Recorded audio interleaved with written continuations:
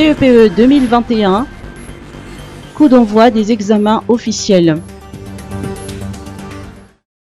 Les examens officiels pour cette année scolaire 2020-2021 ont commencé aujourd'hui avec le CEPE dans 1956 centres d'examen avec 546 365 candidats. Pour le CEG Intanmen, sur 2030 candidats inscrits, 23 d'entre eux ont été absents. Selon le chef de centre, aucun incident majeur n'a été signalé durant la matinée et tout s'est déroulé dans le respect des gestes barrières. Des questions d'actualité faisaient parmi les sujets en histoire, comme les noms des présidents de l'Assemblée nationale et du Sénat, ou le nom du service qui lutte contre la corruption. Essai clinique CVO+, félicitations de l'OMS Madagascar. L'OMS Madagascar félicite les chercheurs malgaches pour les essais cliniques de phase 3 sur le CVO+, curatif sous forme de gélules. Ces essais ont permis de démontrer, après 28 jours de suivi, que ce remède traditionnel amélioré est efficace à 87,1% pour traiter le Covid-19 de forme légère à modérée.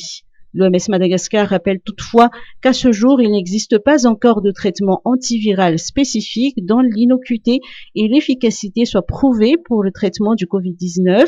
Les données de l'essai clinique phase 3 sur le CVO+, seront transmises au comité consultatif régional d'experts en Afrique pour examen et demande d'avis scientifique conformément aux normes et procédures en matière d'essais cliniques. En attendant, la prudence est toujours de mise, surtout avec la propagation du variant Delta. Hier, Madagascar a enregistré 8 nouveaux cas de Covid-19, 16 nouvelles guérisons et 44 cas de forme grave. Maître Olala, oui à la mise en place d'un tribunal foncier. Face à la recrudescence des litiges fonciers, la mise en place d'un tribunal spécial foncier a été évoquée lors de la rencontre entre le gouvernement et les députés au CCI IVAT la semaine dernière. Maître Ulireza Fzatou, alias Maître Olala, estime qu'il faudrait avoir un tribunal foncier car 80% des affaires traitées par la justice concernent des problèmes fonciers. Écoute l'application. En ce qui me concerne, pour l'institution de la mise en place d'un tribunal spécial pour les affaires concernant la terre, le domaine foncier, je suis très très favorable du fait que je sais que au niveau de la justice malgache, dans toute l'île, le 80 ou 75% au moins, ou 70% au moins, des affaires qui se passent devant le tribunal sont des affaires foncières. Et je suis actuellement à 46 ans de barreau. J'ai travaillé au niveau du tribunal pendant 46 ans. Je sais et je comprends et j'ai vécu toujours ces difficultés parce que du fait que les Malgaches occupent le terrain. Les Malgaches mettent en valeur le terrain.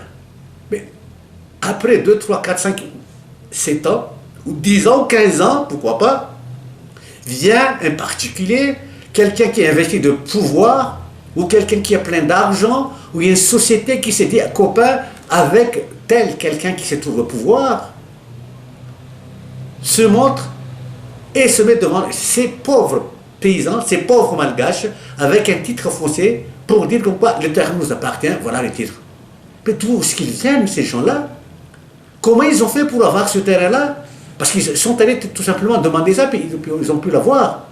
Mais ils n'ont jamais été là pour s'occuper de ce terrain. Ils n'ont jamais été là pour mettre en valeur ce terrain. Pourquoi d'un seul coup, comme ça, ils deviennent les propriétaires du terrain? On expulse ceux qui étaient là depuis je dirais même une génération tout entière. C'est malheureux. Donc, en conclusion, je dirais que vraiment, ce serait quelque chose de bien s'il y aura un tribunal qui va s'occuper de tout ça. Mais ce n'est pas un tribunal qui va faire comme on dit en malgache, mais un tribunal qui va vraiment travailler dans la justice et la vérité. COSAFA Cup, retrait des barrières. La Fédération malgache de football a confirmé aujourd'hui le retrait des barrières de la COSAFA Cup. Le communiqué de la fédération a souligné que cette décision a été prise afin de protéger la santé de la délégation malgache face à la flambée du variant Delta en Afrique du Sud, pays d'accueil de la compétition. La COSAFA Cup a débuté aujourd'hui et Madagascar devrait affronter demain le Malawi. Madagascar est ainsi le deuxième pays à annoncer son retrait du tournoi. En fin de semaine dernière, les Comores se sont également déclarés forfaits.